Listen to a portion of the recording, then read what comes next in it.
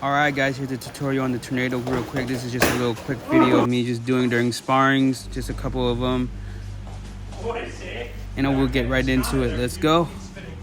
Hey everybody, it's Kaylee here, aka I'm Him on Lee. I've been seeing a lot of tornado kicks on the street views, and I just wanted to break down real quick for you guys. So this is the way I was initially taught. I would recommend that if you guys are first practicing this, that you would have a mat of some sort, have a line, so that way you can line up your kick on the line. But so the first part is, with your back leg, you're gonna turn at least 180 degrees. From here, it would stay like this. Your right hip on the other side will now do basically a jumping roundhouse, where you turn and you hit like that with a snap.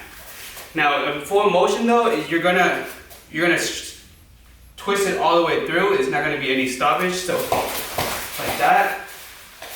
Now, the other thing I would recommend is pretty much when you do this kick, when you're first doing that, I would learn to just do it standard. So that way you can just be able to do it in place before you go advanced or go defensive.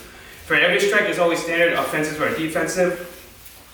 Primarily, if you do this strike though, it looks cool in movies and stuff like that. When you jump higher, when you're actually fighting your opponent though, it's better, it's more of a dash going forward than rather you elevating it.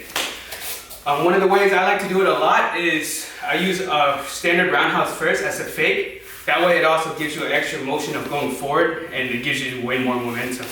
So in fast motion, directly to your opponent, throw the fake, and kick, land, position, da-da-da-da-da. That's just a quick way of, my way of breaking it down. You guys like more, just please give me a follow, by the way. Appreciate you guys. Forgot to add this in real quick, guys, but here's a video of me and my buddy Staff right here just doing the drills on paddles. Now you guys can do this drills on the paddles or on the on the heavy bag as well. Just as soon as you get your reps in, just keep it consistent, and that's what's gonna get it done.